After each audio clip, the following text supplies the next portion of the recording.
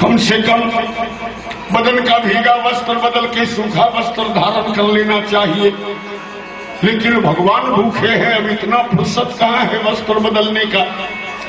जिस अवस्था में थी उसी अवस्था में घर में दौड़ के गई और तो कुछ उपलब्ध नहीं था। विदुर जी कुछ केला रखे थे भगवान को भोग लगाने के लिए, वो केला उठा के ले आई। विदुरानी ने आसन लगा के बैठ गई।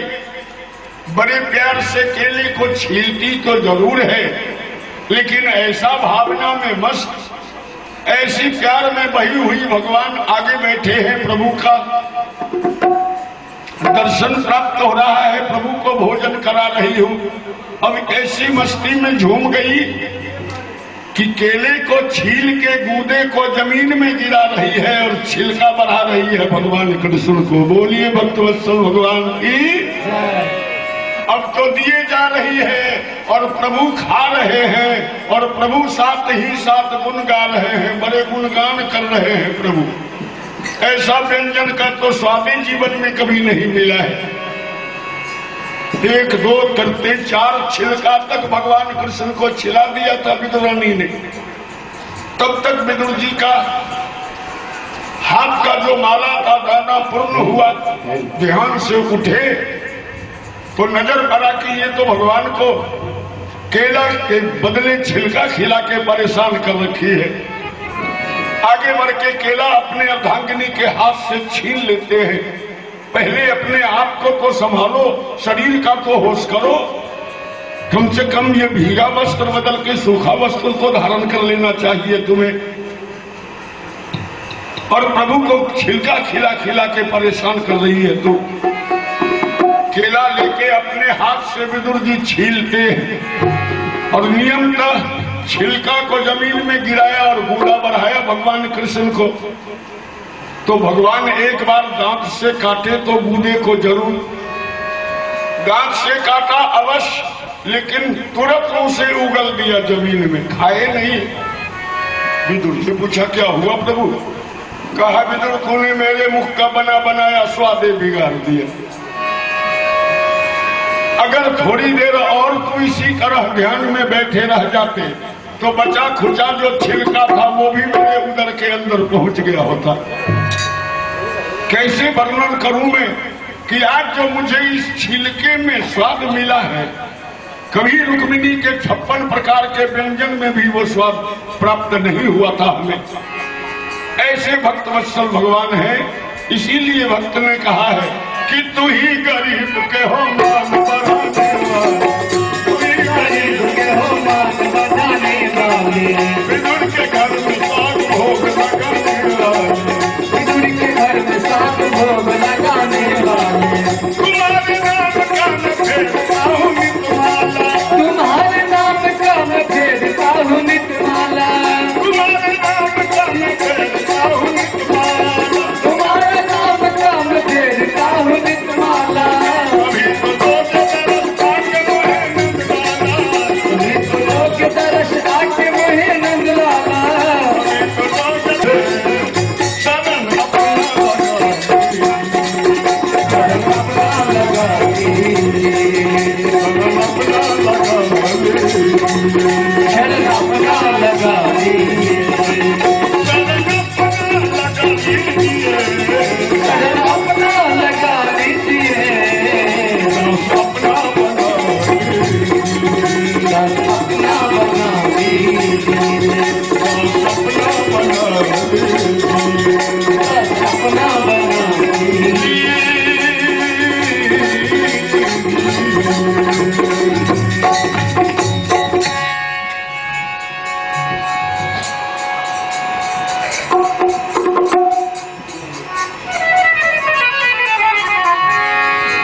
थोड़ी सी भक्त चक्कर का भी आनंद दिला लूं आपको कि एक था दुखिया बेचारा अबे सहारा श्याम का, घर में था जो कुछ उसे बस भूख ही सामा, भूख ही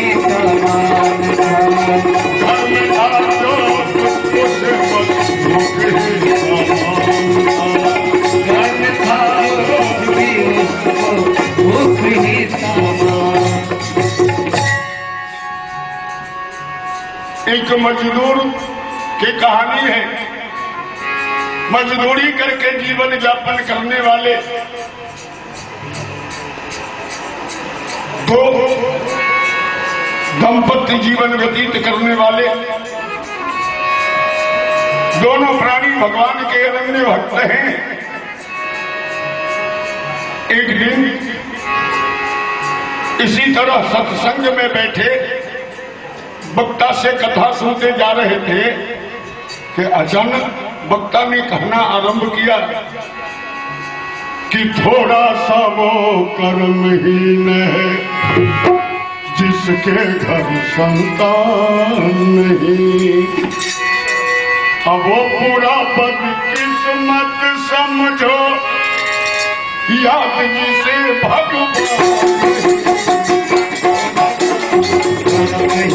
है जिसके घर संतान नहीं। थोड़ा सा वो कर्महीन है जिसके घर संतान। वो पूरा बदकिस्मत समझो याद जिसे भगवान नहीं। थोड़ा सा वो कर्महीन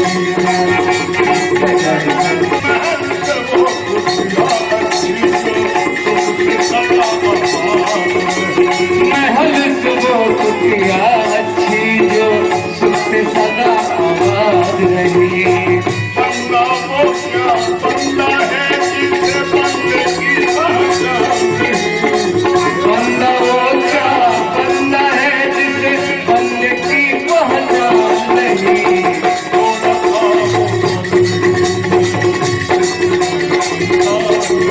अहो थोड़ा सा वो कर्महीन है जिसके घर संतान नहीं।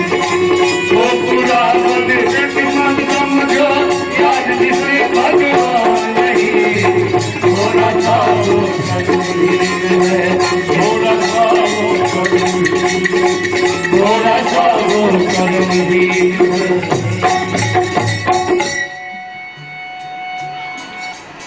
जैसे ही दोनों प्राणी ने सुन लिया कि थोड़ा सा वो कर्महीन है जिनके घर संतान नहीं, वो पूरा बदकिस्मत समझो याद जिन्हें भगवान नहीं, तो प्रभु ने ये बड़ी कमी दी थी इन दोनों प्राणी को। कोई संतान नहीं प्राप्त हुआ था। कितने वर्ष शादी का गुजर गया लेकिन कोई संतान नहीं प्राप्त हुआ। ये वक्ता के मुख से सुनते ही दोनों प्राणी प्रभु के मूर्ति के आगे आके दोनों हाथ जोड़ के खड़े हो गए और बड़े विह्वल होके करुण स्वर में कहते हैं, प्रभु जी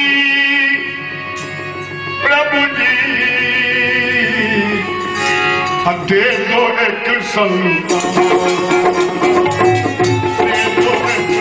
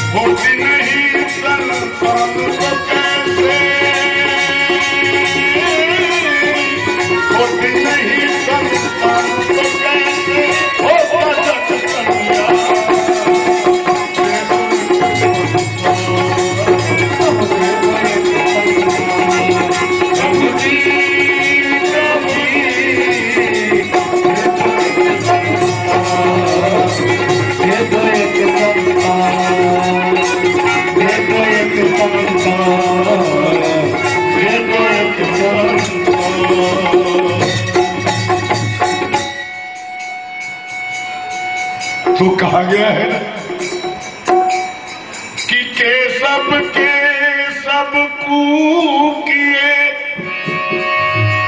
नहीं कूकिए असार कबू तो तेरे कूक की शब्द सुने सरकार।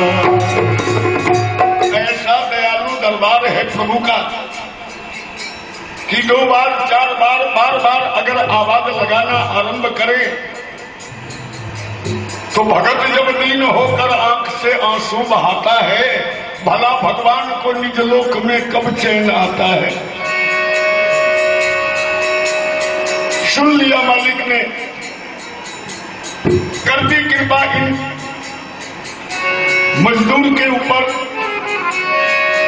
तीसरे पन में उस मजदूर की अर्धांगिनी गर्भवती हो गई। आस पड़ोस औरतों के मुख से चर्चा होने लगा कि उस मजदूर की अर्धांगिनी अब गर्भवती हो चुकी है।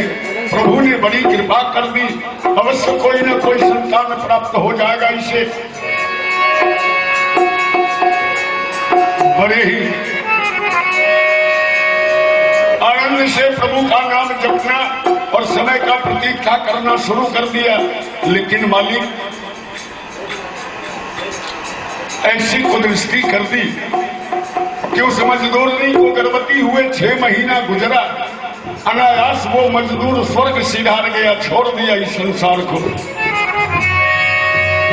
पुत्र तो प्राप्त किया, प्रभु से मांगा, मालिक ने दे दी, लेकिन अपने पुत्र का मुख देखने का सौभाग्य नहीं प्राप्त हो सका उसे।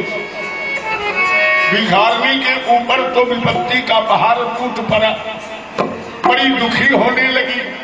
विचार करती है कि मैं भी इसी समय पति के साथ जल के सती हो जाती, लेकिन मेरे गर्भ के अंदर एक आगंतुक है, प्रभु से मांगा हुआ प्रसाद है। न जाने कैसा प्रसाद प्रभु ने प्राप्त करवाया है हो, कैसा संतान होगा मेरे गर्भ के अंदर। अपने लिए नहीं, लेकिन उस मेहमान के लिए हमें जीवित रहना होगा। बड़े प्रयत्न से बड़े बाबू के घर जा जाके चक्की चलाती, झाड़ू बुहारू करती, चाकरी करके अपना जीवन व्यतीत करने लगी, समय का प्रतीक्षा करने लगी। प्रभु भी इतने दयालु कि एक अपूर्व सुंदर पुत्र ही जन्म हुआ उस मजदूरनी के गर्भ से। बोलिए भक्तवत्सल भगवान की। चाहे कोई भी संतान का कामना किया था, लेकिन प्रभु ने अपूर्व सुंदर पुत्र जन्म दे दिया उसके गर्भ से। जिस पैदाने पीस कर अब उसकी मजदूरी कमा कर पालती अपना, उसकी मजदूरी कमा कर पालती अपना, उसकी मजदूरी कमा कर पालती अपना।